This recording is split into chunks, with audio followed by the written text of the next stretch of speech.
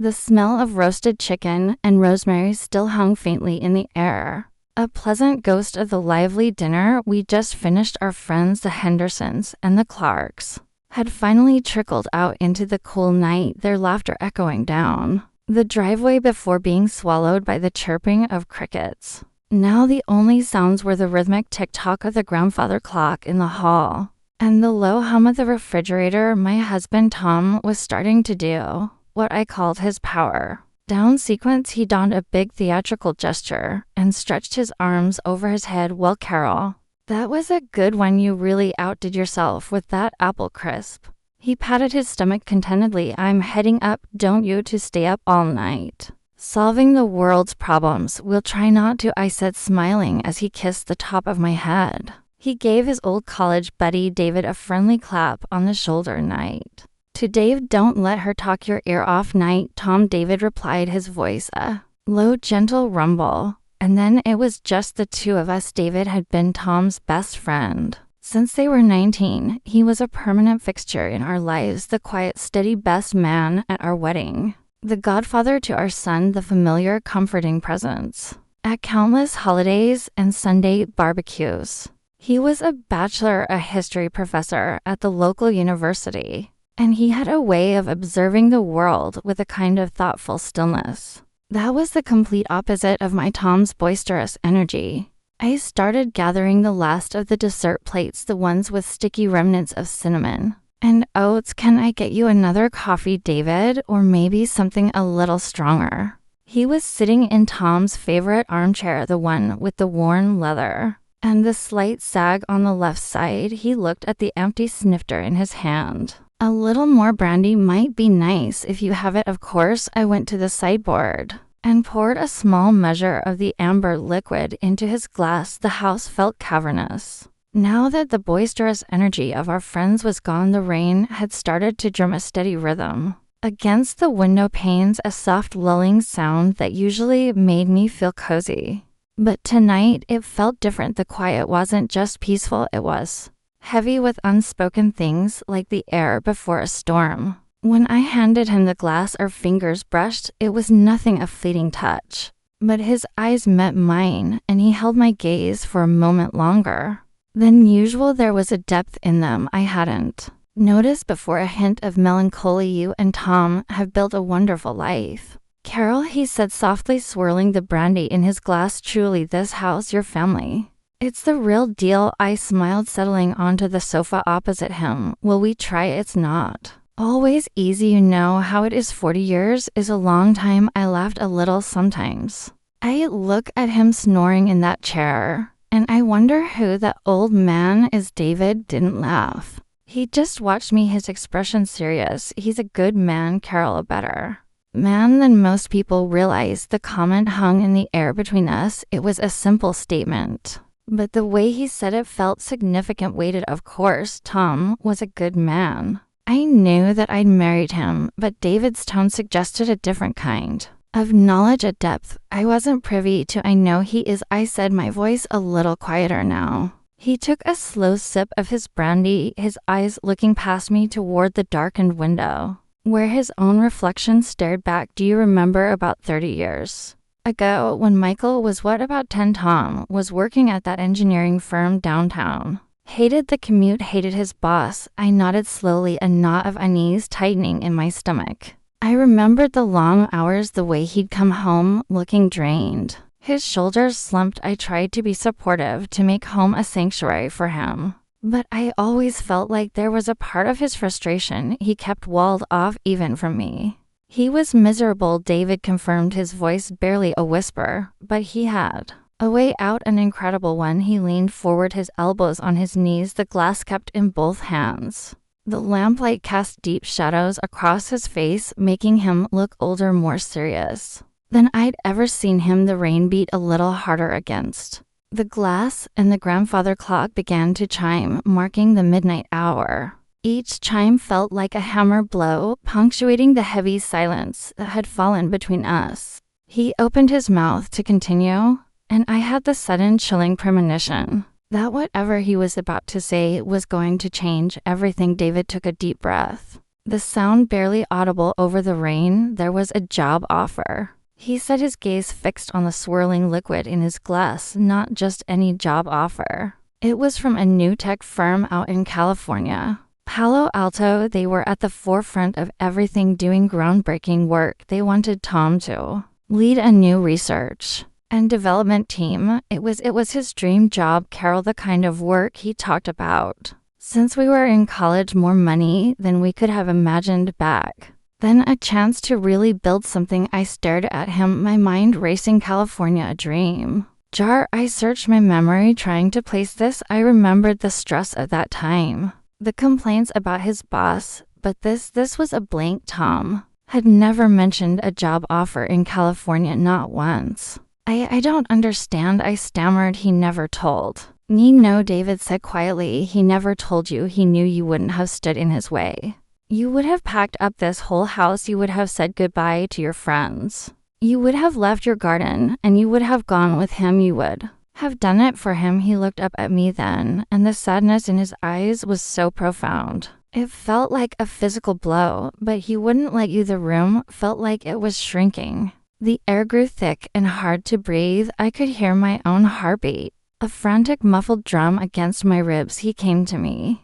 David continued, his voice low and steady, a lifeline in the sudden turmoil of my thoughts. We sat in a bar not unlike this, and he laid the whole thing out, the offer, the opportunity. He was electric with excitement for about 10 minutes. Then he went quiet. He just stared into his beer and said, "But Carol." He paused, letting the words sink in. "But Carol." He repeated softly. He said, "Carol's mother is getting frail.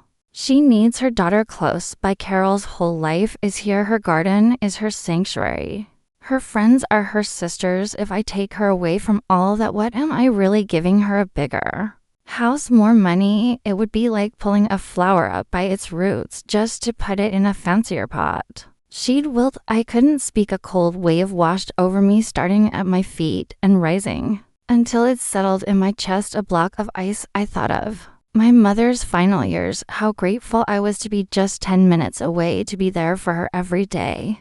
I thought of my garden, the one I had painstakingly cultivated for decades, the soil I had turned with my own hands. I thought of my friends, the women who had seen me through every joy and sorrow, my life, the life I had always thought we just settled into. He turned them down, David said, his voice thick with emotion. He told them he had family commitments he couldn't break. He never even gave them a chance to make a counter offer. He came home that night and he told you he decided to stick it out at his old job, that things were looking up. It was a lie. He stayed in that job he hated for another 3 years until he could find something else here, something local. He did it so you wouldn't have to give up your world. He chose your happiness over his own ambition, and he decided you should never have to carry the weight of that choice.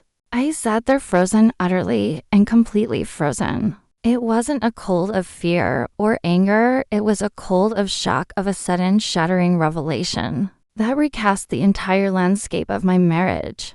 40 years of shared memories, of jokes, of arguments over trivial things, of comfortable silences. It all suddenly looked different. The man I thought I knew inside and out, the predictable, steady Tom, who grumbled about his commute and loved my apple crisp, was a stranger. He was a man who had been carrying a secret sacrifice, a monumental act of love for 30 years. And he had never said a word. The foundation of my world hadn't cracked. It had just revealed itself to be deeper and more profound than I had ever imagined. The image of him, my husband, sleeping soundly upstairs, suddenly felt impossibly distant. Like a figure from a story I was only just now beginning to understand. The grandfather clock in the hall seemed to be ticking louder now each second, marking a moment of my ignorance. David sat watching me, his expression full of a gentle shared sorrow. He hadn't told me this story to cause pain, I realized, but to deliver a truth he felt. I deserved to know. He had been the keeper of my husband's greatest secret, the silent witness to an act of profound devotion. My throat was tight when I finally found my voice. It was a reedy whisper. Why are you telling me this now, David? He sighed a long, weary sound and set his empty glass on the coaster because we're not getting any younger, Carol. Tom would never tell you it's not in his nature. He thinks it would be selfish. That it would sound like he was asking for gratitude, but I watch you too. I see the comfort, the routine, it's beautiful, but I think sometimes we forget the choices. That built the comfort. I see him look at you when you're not paying attention. When you're laughing with your friends or tending to your roses, the love is still there so deep. I thought you should know the full measure of it. He stood up, his tall frame seeming to fill the quiet room. I should go, it's late. I rose on shaky legs, my body feeling disconnected from my mind. I walked with him to the door in a daze. The rain had softened to a fine mist. The air that drifted in was cool and smelled of wet earth and night, blooming jasmine from the trellis by the porch. Thank you, David, I managed to say, and the words felt ridiculously small for the gift he had just given me. He just nodded, gave my arm a gentle squeeze, and walked out. Into the night, I watched his car's taillights disappear down the street before I softly closed and locked the door. I leaned my forehead against the cool wood, my eyes closed, frozen. That's what he'd left me, not with coldness, but with a stunning, crystalline stillness. The routines, the small annoyances, the comfortable predictability of my life with Tom, it all felt different. It wasn't a life we had settled for, it was a life he had actively, silently chosen for me. Slowly, I made my way through the darkened house. The familiar creak of the third step on the staircase sounded like a note from a forgotten song. I pushed open our bedroom door.